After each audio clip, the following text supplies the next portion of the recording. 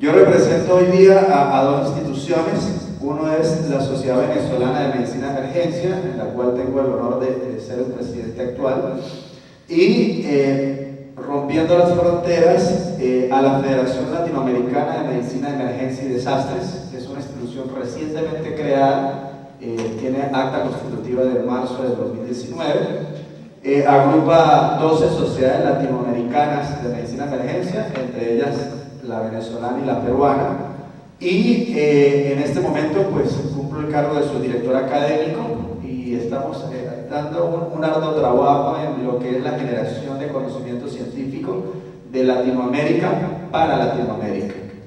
Probablemente a final de año estemos produciendo la primera guía latinoamericana de reanimación cardiopulmonar con data latinoamericana para que pueda ser aplicada en Latinoamérica. Y es por eso que hoy día les vamos a hablar de lo que es la reanimación cardiopulmonar en la UCI. Cuando Carlos me preguntaba qué podíamos hablar de reanimación cardiopulmonar, porque normalmente siempre el tema se cuela en cualquier evento, tomamos la decisión de trasladar la RCP al contexto hospitalario y llevarla al extremo, que sería la reanimación cardiopulmonar, en el componente de lo que es la unidad de cuidados intensivos. Y van a ver ustedes al final de la conferencia que, aunque parezca tonto, no es lo mismo dar una RCP hospitalaria que dar una RCP en un área asistencial que dar una RCP en un área de cuidados intensivos. Tiene algunas diferencias. No tengo ningún conflicto de interés, como les dije, es material totalmente objetivo, es un material de una revisión sistemática que llevamos ya todo lo que va del 2019 haciendo y que incorpora las recomendaciones 2018 de la Asociación Americana del Corazón y del Comité Interamericano, que es el Comité ILCOR, ¿sí? Que son los que dan las pautas de reanimación cardiopulmonar. Antes de comenzar, yo quisiera que hiciéramos una lluvia de ideas. Primero, que me levantara la mano sinceramente, aquí no estamos evaluando, ¿quién tiene capacitación en RCP? Levante la mano, sinceramente. ¿Quién tiene capacitación? Ok, perfecto. ¿Quién considera que está actualizado en reanimación cardiopulmonar? Por lo menos con las guías 2015. Ok, muy bien. Perfecto. Esto es muy importante porque en algunos estudios que hemos estado llevando de Latinoamérica se ha demostrado que la tasa de desconocimiento en reanimación cardiopulmonar dentro de profesionales de la salud es extremadamente alta, ¿sí? Y cuando hablo de desconocimiento me refiero a hice un curso hace 20 años, hice un curso hace 15 años, hice un curso cuando estaba en la universidad, eso no cuenta. Si usted hoy día no ha hecho un curso en los últimos 2 años, ¿sí? Usted no sabe reanimación cardiopulmonar. O sea, si usted en los últimos 2 años no ha tomado un taller, no ha tomado un curso, no se ha evaluado, no se ha certificado, usted no sabe reanimación cardiopulmonar. Porque el avance es rápido. Todos los años están saliendo avances, cada 2 años están saliendo alcances y cada 5 años se están actualizando las líneas. Ok. En esa lluvia de ideas, quiero pedirles por favor, cierren un momento los ojos, ¿sí? Cierren los ojos un momento, e imagínense que en este momento, ¿sí? Yo que estoy parado aquí, les hago una muerte súbita, ¿sí? Cierren los ojos, imagínense que yo aquí parado, acabo de hacer una muerte súbita. ¿Cómo la hacen deportistas? ¿Cómo la hacen políticos? ¿Cómo la hacen ministros? Recientemente hay una noticia por ahí bastante lamentable de un funcionario público con una muerte súbita. Y imagínense, si yo en este momento me desplomo, ¿cuál sería la primera acción que ustedes harían? Y la comparten en voz alta. Ya pueden abrir los ojos, imagínense el escenario. ¿Qué es lo primero que tendrían que hacer? Díganme. ¿Perdón? Evaluar el estado de conciencia, ¿ok? ¿Qué más harían? ¿Perdón? Evaluar respiración, pulso, ¿qué más? ¿Qué más? Activar la cadena de emergencia. ¿Cómo la activarían? ¿Cómo lo haría aquí en este momento? Muy bien, llamar por celular. El incorporamiento de las TIC es uno de los grandes avances que hizo la Asociación Americana en 2015, ¿sí? Uso de las tecnologías. ¿Qué más? ¿Qué más haría? ¿Qué es más importante? ¿Qué sería más importante? ¿Que alguno de ustedes corra a darle compresiones o que alguno de ustedes corra a buscar un desfibrilador? ¿Qué sería más importante? Compresiones, ¿verdad? Ok, muy bien. Entonces, eso que ustedes acaban de decir, sí, lo vamos a resumir aquí. Si en este momento hubiese una muerte súbita, ojo que ninguno dijo asegurar la escena. Asegurar la escena es el primer eslabón de la cadena, porque si la escena no es segura, la reanimación no se da, ¿sí? Y esa seguridad de la escena es un compás muy amplio, ¿sí? Ese compás sería desde que yo tengo una enfermedad infectocontagiosa y probablemente ninguno tenga guantes, de que yo necesite asistencia ventilatoria y ninguno tenga una bolsa mascarilla, ¿sí?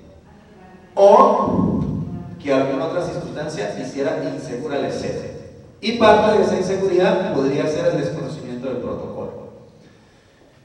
Evaluar si la víctima, muy bien, eso lo dijeron. Solicitar ayuda, muy bien. Si hoy día usted inicia RCP y no pide ayuda, usted está cometiendo un error grave, porque la ayuda jamás va a llegar. Por eso la compañera decía, pido ayuda por mi teléfono. Solicito un desfibrilador o DEA. Evalúo la respiración y el pulso, inicio compresiones y o ventilaciones dependiendo de lo que mi evaluación inicial me diga. Analizo el ritmo y lo desfibrilo si es necesario. Es fundamental buscar un desfibrilador y vamos a ver que las tasas de supervivencia son directamente proporcionales al tiempo de desfibrilación. ¿Sí? Cuando ustedes decían, lo más importante es comprimir, ahí pegadito en el 2.1 es salir corriendo a buscar un desfibrilador. Porque si el ritmo es desfibrilable, el tiempo que pase entre la arritmia y la desfibrilación es directamente proporcional a la tasa de recuperación. Si usted desfibrila a la persona en el primer minuto, la tasa de supervivencia es casi del 60%. Pero si usted lo desfibrila al minuto 6, la tasa de supervivencia es inferior al 10%. Entonces, minuto a minuto se le va acabando el tiempo a ese paciente para ser desfibrilable si el ritmo es candidato a ser desfibrilable. El uso de drogas, vamos a hablar un poquito de eso. Evaluar las H y las T. ¿Quién sabe qué son las H y las T? ¿Sabe alguien qué son las H y las T? Las H y las T son una lista de cotejo de todas aquellas circunstancias que impiden que el paciente salga del paro cardíaco. Evalúa 5 parámetros por las H y 5 parámetros por las T. Por la H está hipotermia, hipovolemia, hipotensión, una serie de factores. Y por la T, trombosis pulmonar, taponamiento cardíaco, tromboembolismo pulmonar, una serie de factores que no dejan que el paciente retorne a la circulación espontánea. Eso es muy importante saberlo también. Pero ahora la pregunta es, ¿cómo hacen ustedes para aplicar esto en este paciente? ¿Será que en él es fácil evaluar si responde o no responde? Difícil, ¿verdad? Llegar ahí a la UCI y decir, señor, ¿me escucha? ¿Está usted bien? Es como muy poco factible. ¿Será que evaluar la respiración en él sería útil? ¿Sería útil que yo pierda tiempo evaluando si él respira o no respira? No tiene mucho sentido, ¿verdad? Entonces, la RCP dentro del paciente crítico es un campo donde tenemos que agarrar lo que nos han dicho de RCP y extrapolarlo al contexto del cuidado intensivo. Porque este paciente, si está sedado y relajado, jamás se les va a responder, porque en este paciente no tiene sentido que usted verifique la respiración. Usted tendría que verificar si el ventilador está funcionando. En este paciente tiene una serie de factores que hacen que la RCP nos obliga a saltarnos el protocolo que ya conocemos. Y de eso es lo que vamos a hablar hoy día. Vean esto. En Estados Unidos ocurren aproximadamente casi 400.000 paros cardíacos extrahospitalarios, pero ocurren casi 300.000 intrahospitalarios cada año, con una relación de 1.8 a 1. Quiere decir que el paro intrahospitalario no es tan poco común como nosotros creemos. La relación o la probabilidad de que un paciente haga paro afuera es casi la misma de que lo haga dentro de un hospital. Pero eso no es lo preocupante del asunto. El preocupante del asunto es que existen una serie de factores que generan una línea tajante diferencial. Ustedes me dirán, pero ¿por qué perdemos tiempo hablando del paro cardíaco dentro de la UCI? Si yo ya tengo capacitación en RCP hospitalaria, yo hice el curso AJA y yo ya sé cómo agarrar un TEA, cómo reanimarun paciente, cómo comprimir. Resulta que existe una diferencia fisiopatológica y la muerte extrahospitalaria no es la misma muerte extrahospitalaria. El paciente extrahospitalario muere de manera súbita, ¿sí? Y se produce en individuos aparentemente sanos. Cuando usted va por la calle, ¿sí? Usted presume que todo el que está caminando está aparentemente sano. Por lo tanto, la muerte en ese paciente, la muerte súbita, se produce cuando nadie se la espera. O sea, nadie se espera que el que va en el micro, que el que va en el taxi, que el que va en X, vaya a ser una muerte súbita. Y estas muertes casi siempre son por arritmias cardíacas. Casi siempre. Por eso es que la desfibrilación es tan importante. ¿Sí? Si yo estoy aquí y me desplomo, ¿sí? En el 90%, 95% de los casos va a ser una fibrilación ventricular. Por eso es que es muy importante que hagan RCP pero busquen el desfibrilador. En cambio, en el paciente intrahospitalario, el paro cardíaco es el producto de un deterioro clínico que el paciente ya tiene. Yo les puedo apostar que cualquier paciente que está dentro de esta institución en este momento tiene un problema de salud, si no, no estuviese aquí. Por lo tanto, el paciente intrahospitalario no es un paciente sano, el paciente intrahospitalario es un paciente enfermo, por lo menos clínicamente enfermo o diagnosticadamente enfermo.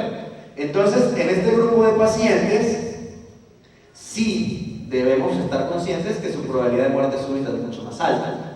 Pero la muerte súbita en él no se produce casi siempre por un evento cardiovascular súbito. Se produce por el deterioro de una serie de condiciones que el paciente ya tenía. Si usted tiene un paciente sintomático respiratorio, la parada la va a hacer por insuficiencia respiratoria. Si usted tiene un paciente séptico, la parada la va a hacer producto de la sepsis. Si usted tiene un paciente con un trauma craneoencefálico, la parada la va a hacer por hipertensión endocraniana. Entonces, la diferencia más grande es que en el paciente extrahospitalario no sabemos en qué momento se va a desplomar, pero en el intrahospitalario el paciente nos está diciendo, hey, mira, ¿sí? Me ingresaste por dolor torácico, ¿sí? Por aquí va a empezar la parada. Mira, me ingresaste por un trauma craneoencefálico, por aquí va a empezar la parada. Entonces, esto nos hace que entendamos que en el ambiente intrahospitalario el paro es producto de una descompensación de la patología que el paciente ya trae. Y eso es lo que ha originado que desde el año 2015 hayamos entendido que es muy pero muy importante el monitoreo efectivo de los pacientes dentro de las unidades hospitalarias. ¿Sí? Esto que ustedes ven aquí es quizás el trazo electrocardiográfico más importante que ustedes tienen que aprender. Esa es una fibrilación ventricular. Esa fibrilación ventricular le mata a usted el 80 o el 85% de la población por muerte súbita, ¿sí? Adulta. Pero lo más importante es que si usted la descarga en el primer minuto, puede recuperar más del 60% de esas personas. ¿Sí? Entonces es muy importante el monitoreo de este tipo de pacientes a nivel intrahospitalario. Por eso es que en el año 2015 la Asociación Americana del Corazón nos incorpora esta lupa. ¿Sí? ¿Alguien había visto esta cadena de supervivencia? Levante la mano quien la conocía. Ok, 1, 2, 3, 4, 5 personas. Esta es la cadena de supervivencia del paro cardíaco intrahospitalario, propuesta en el 2015 por la Asociación Americana del Corazón. Normalmente la cadena empezaba aquí, como ustedes dijeron cuando yo les pregunté, ¿qué pasa si yo me desplomo? Salgo a pedir ayuda. Normalmente la cadena empezaba aquí, pero la Asociación Americana del Corazón se dio cuenta que a nivel intrahospitalario la cadena tiene que empezar mucho antes. Tiene que empezar con la vigilancia y la prevención del paro. ¿Por qué? Porque los pacientes que están hospitalizados ya tienen una causa probable de paro. Entonces ellos proponen que en los hospitales haya una serie de recursos para poder prevenir la aparición del paro cardíaco, o por lo menos anticiparme a la aparición del paro cardíaco. Y nos hablan de sistemas de telemetría, monitorización ventilatoria, ventilación invasiva, una UCI de puertas abiertas donde puedan entrar los equipos multidisciplinarios, médicos y enfermeros entrenados en emergencias, personal capacitado, supervisión constante y lo más importante, nunca confianza. Entonces, vienen los estadounidenses y nos dicen, para que un hospital pueda ser acreditado en Estados Unidos, o sea, pueda tener la acreditación de funcionamiento, debe tener un sistema de reconocimiento clínico con criterios específicos disponibles para todo el personal. O sea, si este hospital yo me lo llevo a Estados Unidos, ¿sí? Para que me digan, usted está acreditado para ejercer, su directiva tendría que demostrarle al Ministerio de Salud en este caso, ¿sí? Cuál es su plan de prevención de parada cardíaca.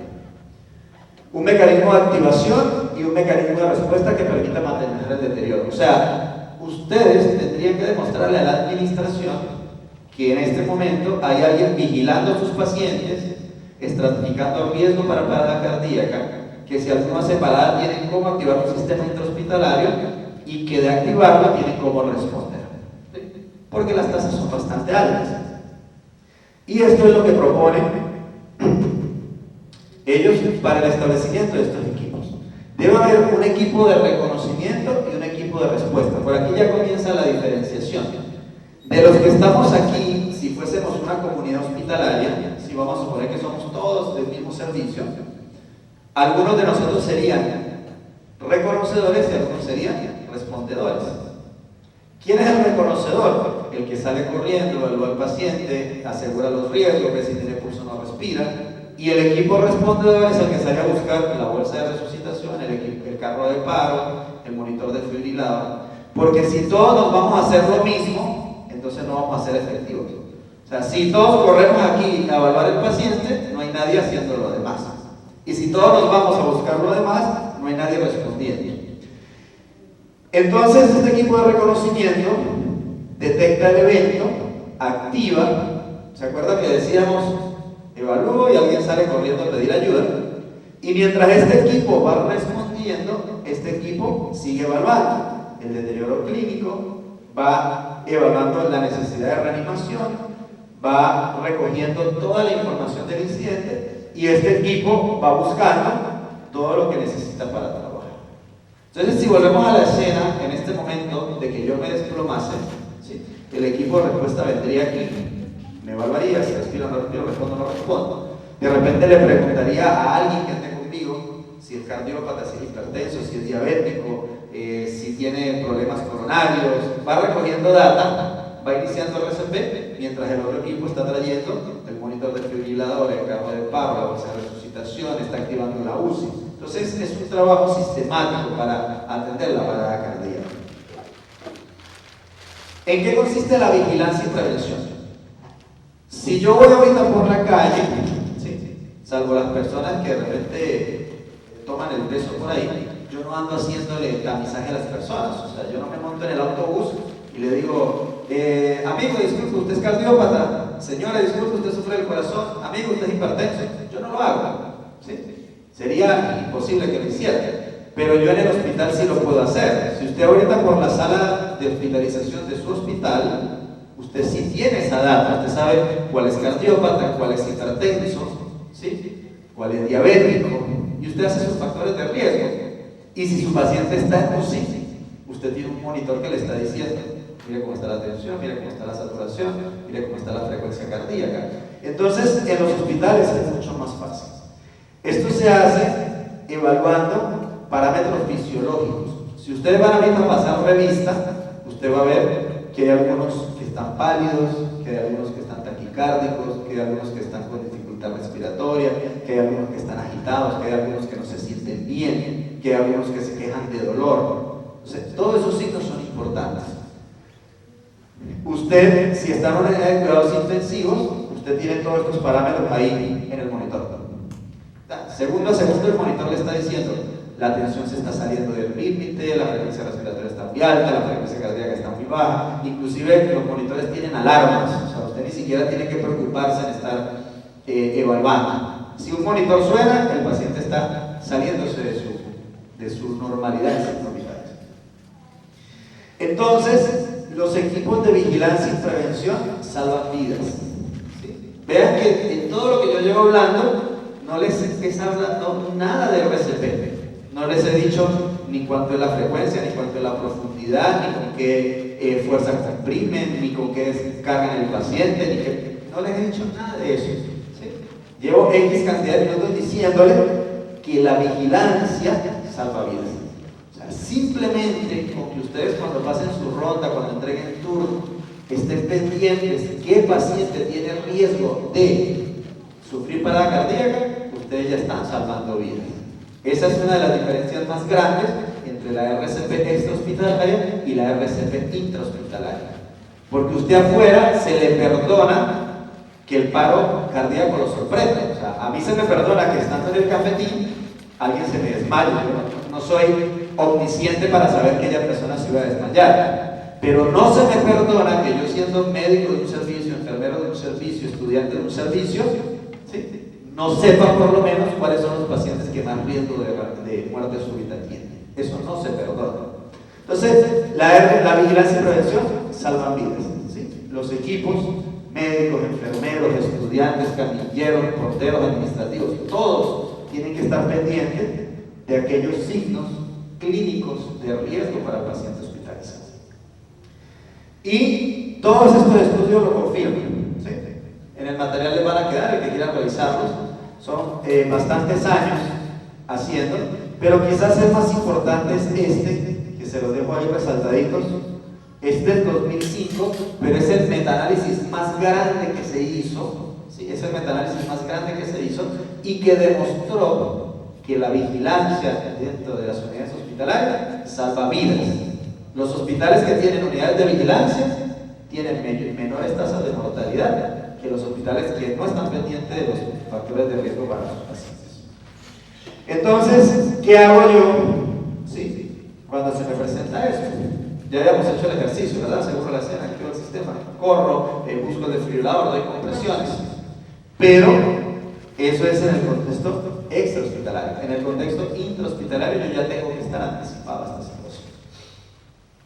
Entonces, lo primero es confirmar la seguridad de la escena. Por eso les decía, usted se pregunta, ¿es seguro dar RCP?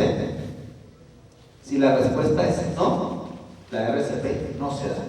Por eso lo primero es la seguridad. Y eso aplica para el ambiente intrahospitalario. Los ambientes intrahospitalarios también son inseguros.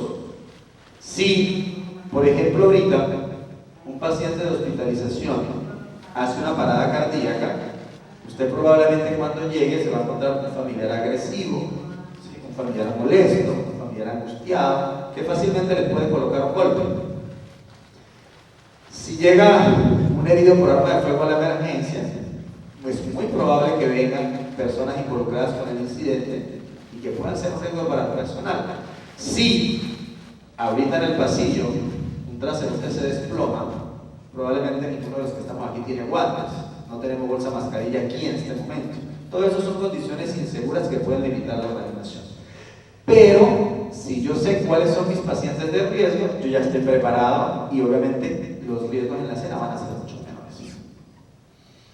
¿Qué es lo que yo busco intrahospitalariamente? Vean que ya no es lo que siempre decimos de si responde o no responde, pulso o no pulso. Son cosas diferentes. Yo busco valores vitales alterados o en rango de riesgo.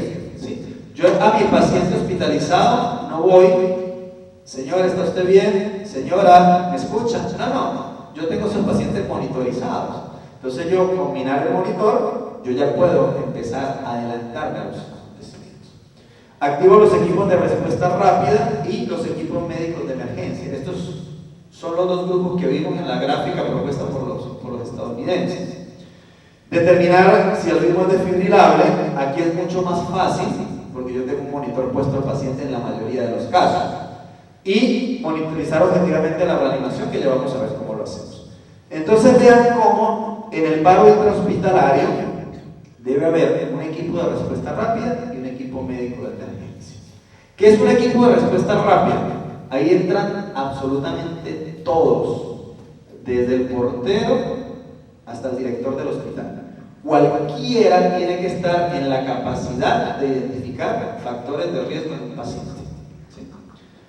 Y los equipos de emergencia médica son, se supone, los equipos que están capacitados para dar reanimación cardiopulmonar. Y vean más o menos lo que estábamos hablando en este estudio que es del año 2016, donde se evaluaron una cantidad considerable de pacientes, son casi unos 80.000 pacientes.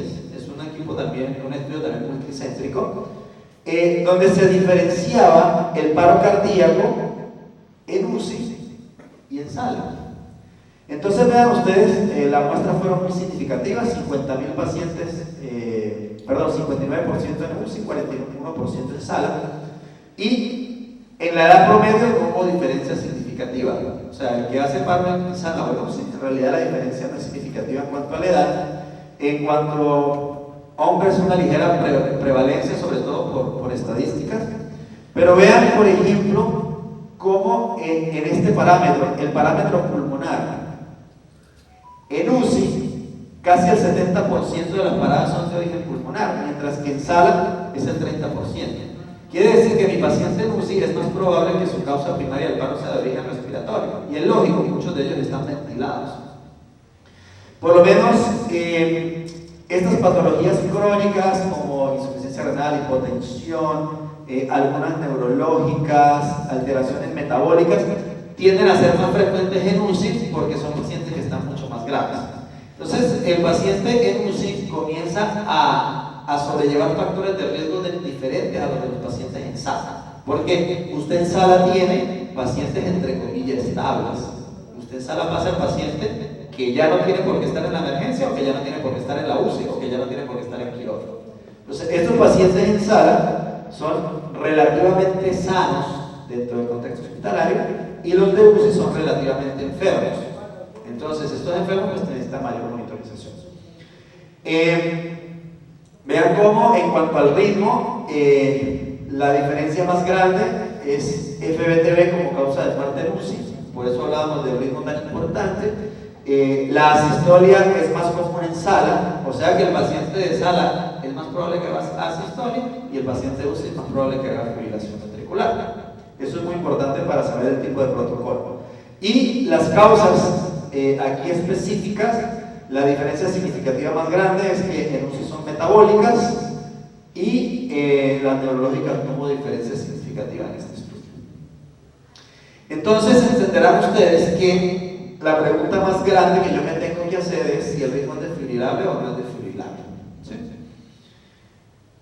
Esto, si algo de lo que yo les he dicho hoy, además de la vigilancia y la prevención, tiene que aprenderse, es esta diapositiva. ¿Sí? Lo primero, la vigilancia salva vidas. Lo segundo, cuáles ritmos son desfibrilables y cuáles no lo son. ¿Sí? Estos ritmos son muy importantes porque son tiempo dependientes.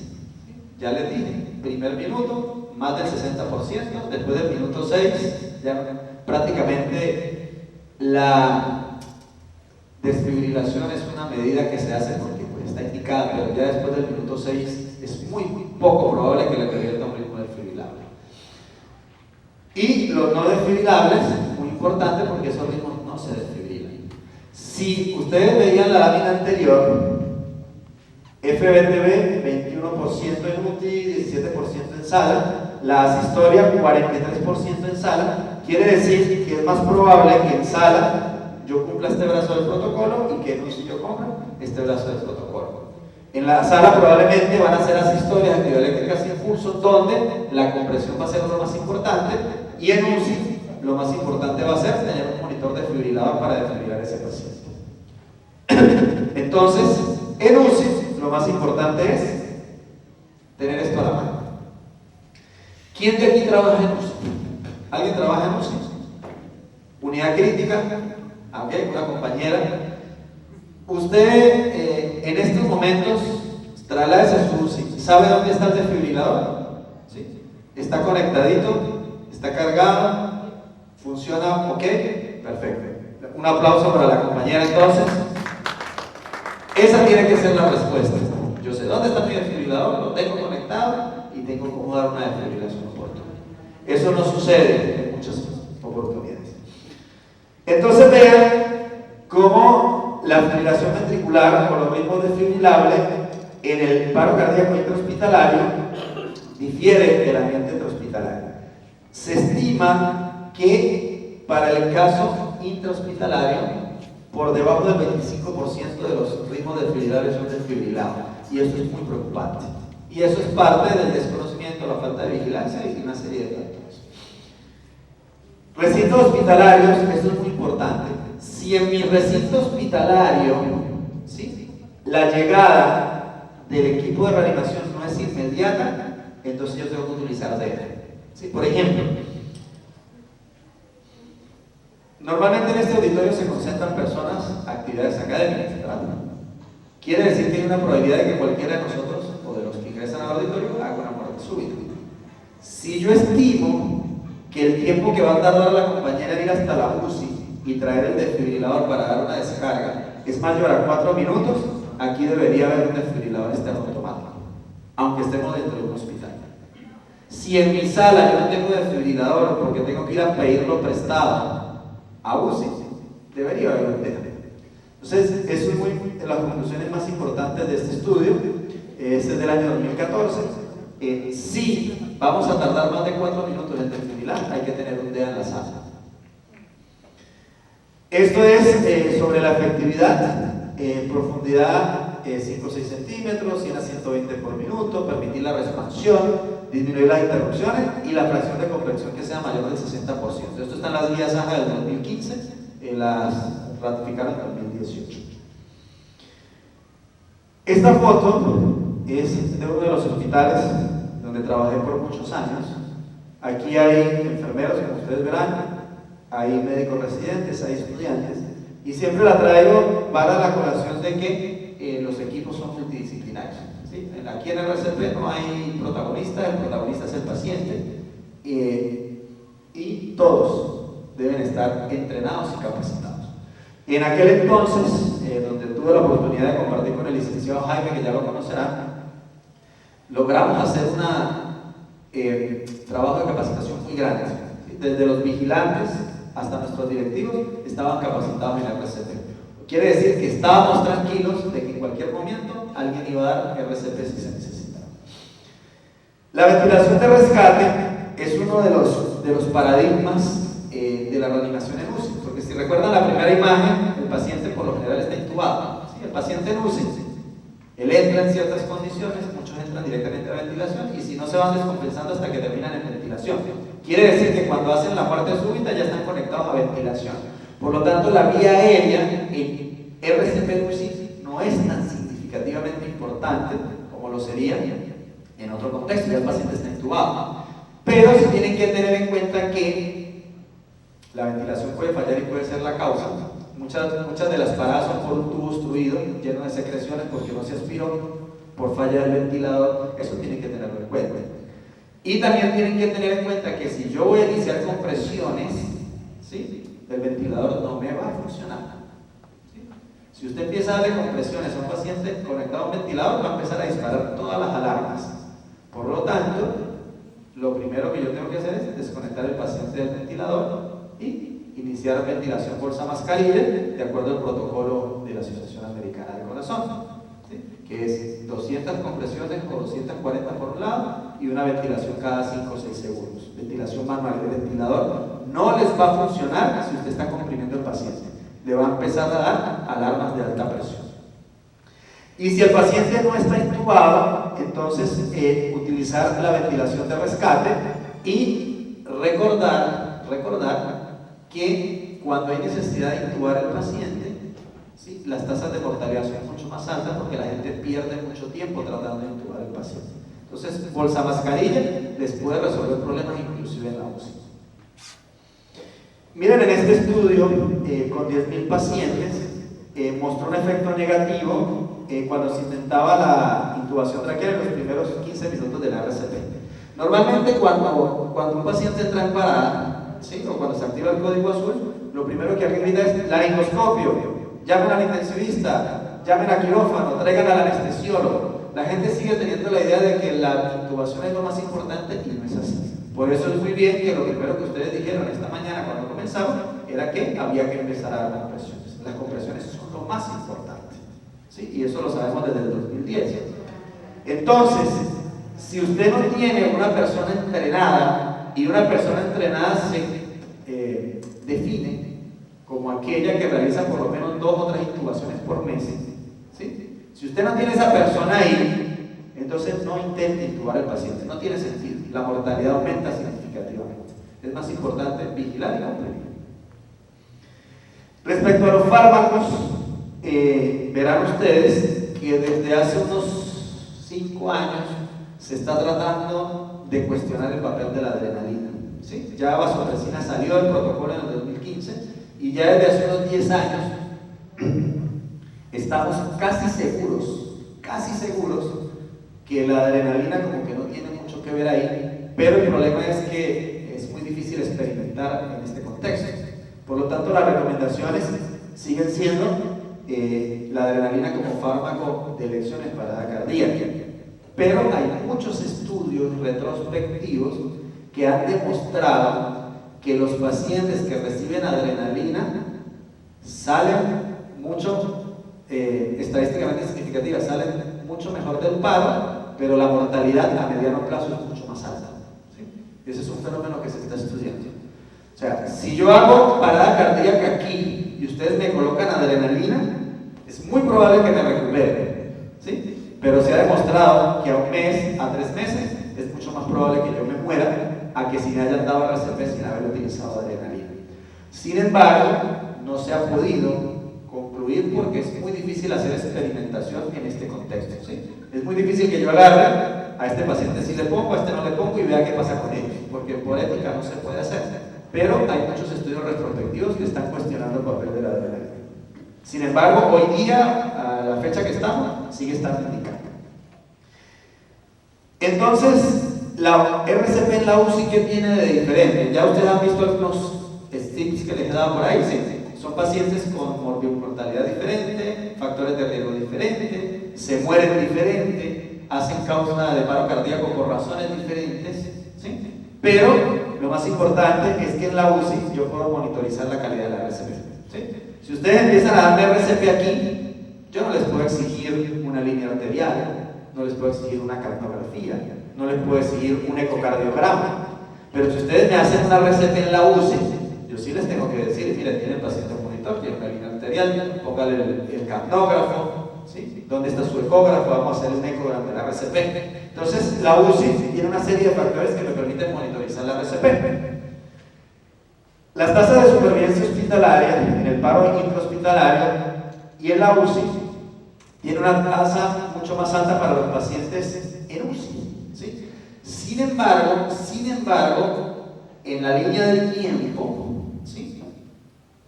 La mejoría en la RCP en sala ha sido mucho mejor que la RCP de UCI. Y eso es porque los pacientes de UCI tienen mucho más probabilidad de morirse, ¿sí? Si ahorita ustedes agarran en cualquiera de sus pacientes de la UCI el séptico, falla multiorgánica, que muerte cerebral, ese probablemente no lo van a sacar. Pero si de repente va el paciente que tiene una fractura porque está en trauma, ese probablemente sí lo saca. Entonces, si bien la UCI tiene muchos más recursos, ¿sí? El paciente de la UCI está mucho más condenado a morir que el que está en sala. Entonces no se sientan mal si su paciente de UCI no sale de terminar RCP. Tiene todos los factores en contra. La presencia de catéteres arteriales y venosos está hasta en un 30% de los pacientes. Quiere decir que 1/3 de sus pacientes ustedes los van a tener monitorizados invasivamente. Esa es una de las ventajas de dar la receta en la UCI. En un entorno pediátrico, ¿sí? En un monitoreo que se hizo en pacientes pediátricos en un estudio multicéntrico, y que tenían monitorización invasiva en el momento de la RCP, tenían más probabilidades de sobrevivir, ¿sí? Entonces, el paciente que está monitorizado versus el que no está monitorizado, tienen mayores probabilidades de sobrevivir. Por eso es muy importante cuando se hace la RCP en la UCI. Y porque el paciente monitorizado permite tener este parámetro objetivo, ¿sí? Una presión diastólica por encima de 25 milímetros de mercurio. Eso es lo importante de la monitorización. Vean aquí entonces cómo esta recomendación nos dice: dentro de la UCI yo puedo tener una serie de factores, entre ellos el monitoreo de la presión arterial diastólica y la cardiografía durante la reanimación. Esos parámetros objetivos hacen que obviamente el paciente tenga mejores probabilidades de sobrevivir. La evaluación del CO2 es muy importante durante la reanimación porque me trae información, ¿sí?, sobre todo el problema metabólico en torno a la RCP. Entonces es muy importante que el paciente durante la reanimación tenga por lo menos un cardiógrafo. Y quizás esto que es muy importante y de lo cual vamos a hablar en otra oportunidad, cuando hablemos de las implicaciones de la ecografía, es esto. Las directrices AHA más recientes, con un nivel de evidencia no muy alto, están recomendando el uso de ecografía durante la RCP. ¿Sí? ¿Por qué la ecografía es importante para la RCP? Porque la ecografía me permite a mí ver ese corazón, ¿sí?, y ver cómo está latiendo, ¿sí?, cómo se está moviendo. Me permite inclusive ver la causa en algunos casos, si hay una ruptura valvular, si hay un trombo, si hay una ruptura del septum, ¿sí?, y me permite evaluar otros parámetros relacionados como hipovolemia, hipotensión, neumotórax. Entonces la ecografía me permite evaluar de una manera mucho más rápida esas H y esas T que habíamos comentado en el protocolo, y me permite tomar decisiones en tiempo real. Cuando yo estoy reanimando a un paciente y yo pienso que tiene un neumotórax, yo no puedo decir: pare la RCP, vamos a radiografía, vamos a tomógrafo, veamos si tiene un neumotórax y volvemos a dar la RCP. No lo puedo hacer, ¿sí? Pero con ecografía yo sí puedo decir: denme permiso, pongo un traductor a través de un espacio intercostal y digo: el paciente tiene un neumotórax, el paciente tiene un derrame pericárdico, el paciente tiene un taponamiento cardíaco, el paciente tiene un trombo en aurícula, el paciente está hipovolémico, el paciente tiene una aneurisma de aorta. Entonces la ecografía me permite, ¿sí?, ser mucho más efectivo. ¿Cuál es la desventaja? Que es operador dependiente y que genera la tentación de interrumpir las compresiones. Entonces el buen ecografista tiene que saber cómo hacer la ecografía sin suspender la reanimación cardiopulmonar. Ese es el truco. Y esto también es muy importante, ¿sí? Esto es lo que todos soñamos, ¿sí? Tener un paciente en reanimación cardiopulmonar, en parada cardíaca, activar el código de emergencia y decir: ya va, voy a conectarlo a circulación extracorpórea, resuelvo el paro y vuelvo y lo paso a circulación espontánea, ¿sí? Pero obviamente todos no tenemos un equipo de circulación extracorpórea, pero esto es lo ideal, ¿sí?, porque las tasas de supervivencia son mucho mejores. ¿Cuál es el problema durante la parada? Que la ventilación perfusión se altera y hay daño neurológico. Si yo puedo agarrar a mi paciente en parada, ponerlo a circulación extracorpórea, una máquina lo oxigene y le mande flujo sanguíneo cerebral, mientras yo resuelvo el evento, pues obviamente las secuelas neurológicas son mínimas. Pero esto requiere obviamente de una inversión de recursos y de formación. Pero esto es lo ideal. Las guías del 2015, con una evidencia relativamente aceptable, recomiendan la circulación extracorpórea para ciertos pacientes cuando la experiencia local y los recursos lo permiten. ¿Y cuál es la unidad ideal para hacer esto? La unidad de cuidados intensivos. Entonces, la RCP en cuidados intensivos, si bien los pacientes son más graves, se mueren mucho más, están más condenados a morir, tiene una serie de recursos ilimitados que deberían ser para reanimar el paciente. Tengo monitores, tengo líneas arteriales, tengo capnógrafos, deberían tener ecografía y deberían tener máquinas de circulación extracorpórea para poder reanimar a estos pacientes. El control de la temperatura es otro de los aspectos importantes dentro de la UCI. Dentro de la UCI yo sí puedo monitorizar temperatura. Y ya ustedes saben que desde el 2010, reforzado en el 2015, el control de la temperatura por reanimación da mejores tasas de supervivencia neurológica. Si yo hago parada cardíaca, me puede pasar a hipotermia controlada, ¿sí? Mi supervivencia neurológica es mucho mejor que si no lo hiciera. Esto está demostrado, aunque varía desde 0% en algunos casos hasta 75% en otros. Y esta línea tan grande depende de los recursos, la capacitación y la voluntad del personal para hacerla. Es un tratamiento que requiere muchos recursos y se necesita alguna investigación adicional. Pero aquí vuelvo a hacer la pregunta, ¿cuál es el ambiente ideal? La UCI es el ambiente ideal para poder dar hipotermia controlada. En los niños y lactantes, lo que hemos hablado no es muy diferente, ¿sí? Se siguen manteniendo sus directrices, ahí no voy a ahondar, simplemente que dentro del programa que me pasaron me pedía que tocara esto rápidamente. La diferencia más grave en la edad pediátrica es entre el paro presenciado y no. ¿Sí? ¿Se recuerdan que yo les dije cuando comenzamos hace unos minutos qué pasa? Cierre los ojos, el conferencista se desplomó, ¿sí? ¿Qué es lo primero que tengo que hacer? Pedir ayuda a veces. En el caso de los niños y el paro no presenciado, antes de ir a pedir ayuda hay que darle un ciclo completo de RCP porque su capacidad residual es diferente. ¿Sí? Es una de las digamos, de las diferencias más grandes. Y la otra diferencia grande es esto: si tengo dos reanimadores, la relación 15:2, si tengo un reanimador, la relación es igual que el adulto. Y en paro respiratorio, pues obviamente la ventilación es mucho más frecuente que en el adulto. En el adulto es entre 5 y 6 segundos, en los niños es cada 3 a 5 segundos. Eso sí, quizás sería así lo más grande. No tengo interés en este momento de extenderme en reanimación pediátrica.